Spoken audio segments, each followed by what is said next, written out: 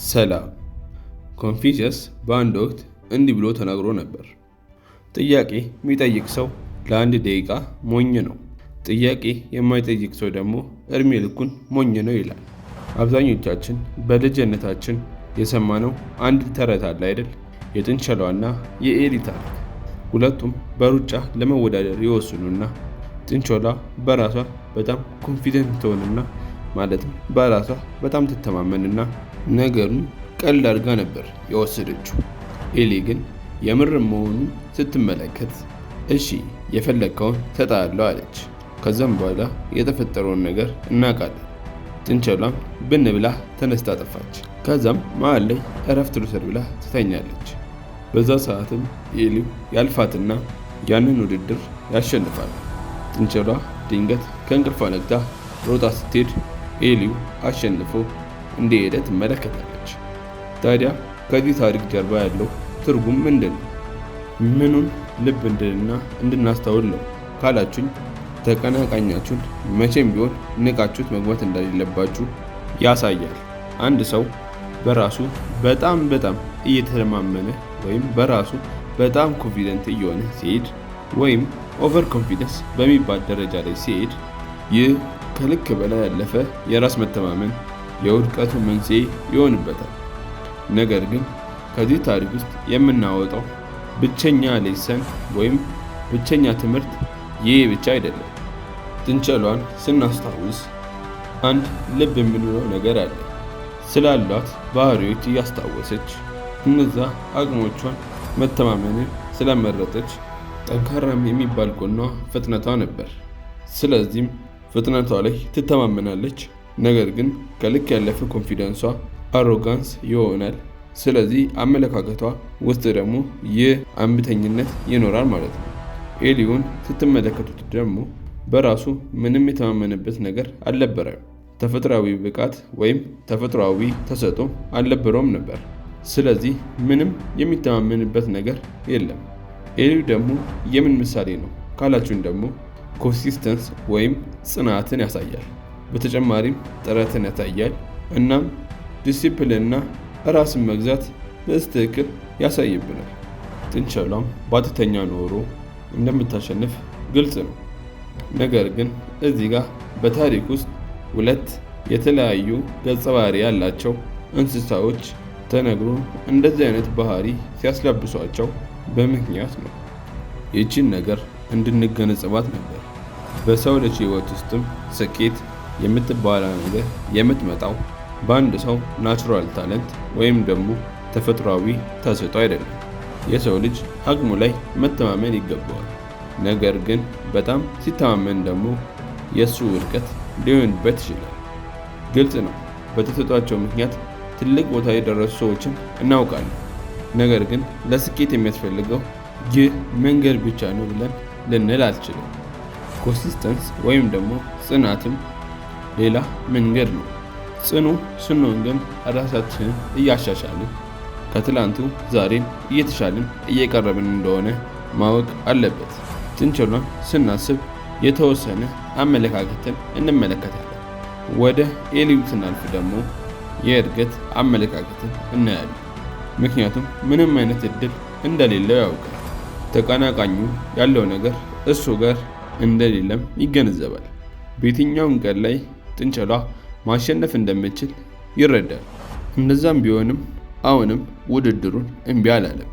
ምን ላይ ተማመነ ካላችሁኝ፣ ኢፈርት ወይም ጥረት ላይ፣ በተጨማሪም ጽናት ላይ። ከጥንቸሏ ጋር 100 ጊዜም ቢወዳደርም 100 ጊዜ ላሸንፍ ይችላል። የመሸነፍ እድሉም በጣም በብዙ ሺህ እጥፍ ከፍ ያለ ነው። እንደዛም ቢሆን እንኳን ውድቀቱም ቢመጣ እንኳን አሁንም መሳተፍ አለብኝ፣ ራሴን ከፍ ማድረግ አለብኝ የሚለውን ማይንድ ሴት ያሳያል። ኤሊው ፊክስ ማይንድ ሴት ወይም የተገደበ የአእምሮ አመለካከት ቢኖረው ኖሮ ያንን ውድድር አያደርግም ነበር። በጣም ግልጽ ነው። ያንን ሊያደርግ አይችልም። ምክንያቱም እኔ እኮ ምንም አቅም የለኝም። ጥንቸሏ ተነስታ ሮጣ መጥፋት ትችላለች፣ እኔ አልደርስባትም ብሎ ገና ከመጀመሪያው እምቢ ማለት ይችላል። ይቺ በልጅነታችን የሰማናት ታሪክ የልጆች ተረት ተረት የተባለችዋ እንኳን አሁን ላይ ትልቅ ሰዎች ነን ብለን ለምናስበው እንኳን ትልቅ ትምህርትን አዝላልን መጥታለች። አንዳንዴ ለመውደቅም ፍቃደኛ መሆን አለባችሁ። እንደምትወድቁ እያወቃችሁ እንኳን መሞከርን የሚመስል ነገር የለም። ውድቀትን መውደድ ወይም ደግሞ ኢምብሬሲንግ ፌሊየር ይላል። ይህ ውድቀታችሁ ወይም ደግሞ ይህ ሽንፈታችሁ መፈጠሩ እንደማይቀር ስትገነዘቡ ለተሞክሮ ብላችሁ ራሳችሁን ቻሌንጅ ማድረግ ወይም መግፋት ትጀምራላችሁ። በዚህ ቪዲዮ እየተመለከትን ያለው ነገር ግሮዝ ማይንድ ሴት እና ፊክስድ ማይንድ ሴት የሚለያቸውን ነገር፣ በተጨማሪም ደግሞ አሁን በህይወታችሁ እያደረጋችሁት ካለው ነገር በላይ እንዴት ማድረግ እንደምትችሉ ያንንም ነገር የማድረግ አቅም እንዳላችሁ ማስገንዘቢያ ይሆናል። የሰው ልጅ ናቹራሊ ታለንት ሲኖረው ወይም ደግሞ ተፈጥሯዊ የሆነ ተሰጥኦ ሲኖረው ኢትስ ኤ ብሌሲንግ ወይም ደግሞ በረከት ነው ሊባልለት ይችላል። ነገር ግን ይህ በረከት የተባለው ነገር የእሱም ውድቀት ይሆናል። ለምሳሌ አንድ ሰው የማሰብ ችሎታው ከሌሎች ሰዎች ትንሽ የሚበልጥ ነው ብለን እንውሰድ። ምንም ነገር ሲያደርግ ከሌሎች የተሻለ ፐርፎርማንስ ያሳያል። በአትሌቲዝም፣ በክሪኤቲቪቲ፣ ማንኛውም ነገር በሚጠይቅ ነገር ውስጥ ከሌላ ሰው በተሻለ ውጤት ያመጣል። በህይወቱም ብዙ ያሳካቸው ነገሮች አሉ። ምንም ጥረት ሳያሳይ እነዛን ነገሮች እያገኘ እያሳካ መጥቷል። ስለዚህ አሁን ላይ ሁሉንም ነገር ባለው አቅምና ተሰጥኦ የሚፈታ አድርጎ ይመለከታል ማለት ነው።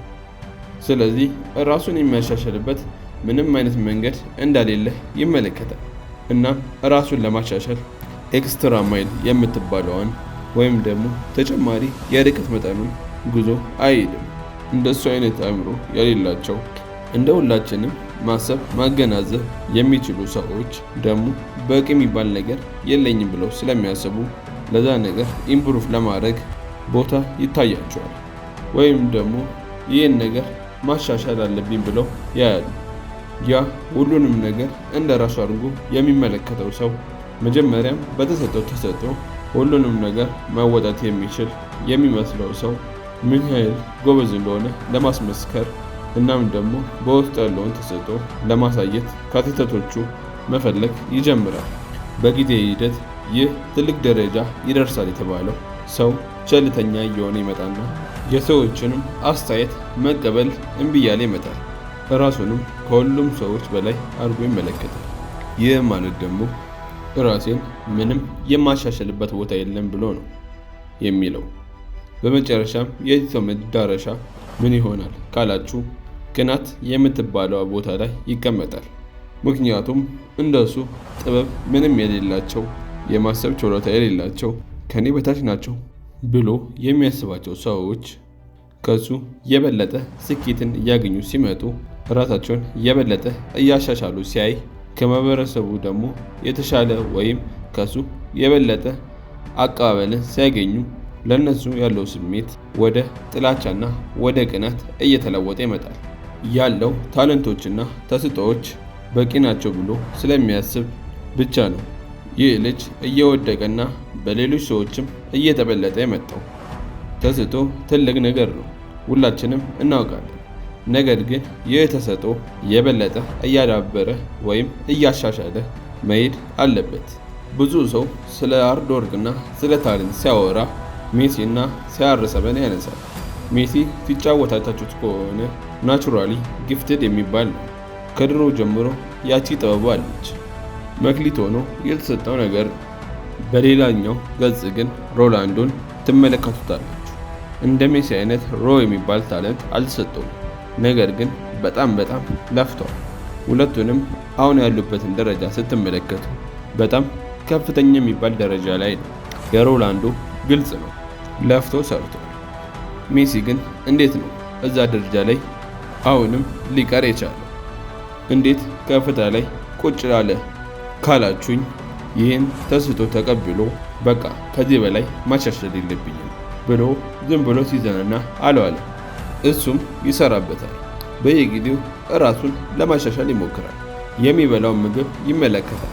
እያንዳንዱ ፕሮፌሽናል ስፖርተኛ የሚያደርገውን ነገር ይመለከታል። ነገር ግን እንደ ሮናልዶ ደፍቷል ወይ ካላችሁኝ አይደለም ነው መልሱ። ምክንያቱም ከመጀመሪያው የተሰጠው ታለንት አለ፣ ያም ደግሞ ከሮናልዶ በላይ ያደርገዋል። ነገር ግን ከሱ የሚጠበቀው ሁሌ ቢሆን ራሱን ለኢምፕሩቭመንት ወይም ደግሞ ራስን ለማሻሻል ክፍት ማድረግ ነው።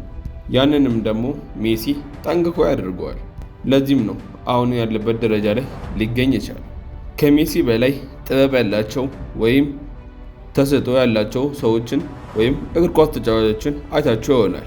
ነገር ግን ጥቂት ዓመታት ብቻ እዛ ሙያ ላይ ወይም እዛ ጥበብ ላይ ይቆዩና ከዛን ሲወርዱ ነው የምትመለከቱት። እናም ለምን ካላችሁኝ አሁን ያልኳችሁ ነገር እነርሱ ጋር የለም። መሻሻል የሚባል ነገር አያስፈልገኝም ስላሉ ብቻ እድገታቸውን እያጡ ወደ ታች እየወረዱ ይሄዳሉ። ሁሉንም አውቃለሁ ከሚል ሰው ምንም አላውቅም የሚል ሰው የተሻለ ቦታ ላይ ይገኛል። እናም በዚህ ቪዲዮ በጣም ትልቅ ትምህርት እንደወሰዳችሁ ተስፋ አደርጋለሁ። በሌላ ቪዲዮ እስከምንገናኝ ድረስ የዚህ ቻናል ቤተሰብ መሆን ከፈለጋችሁ ላይክ እና ሰብስክራይብ ማድረጋችሁን አዘኑ። እናመሰግናለን።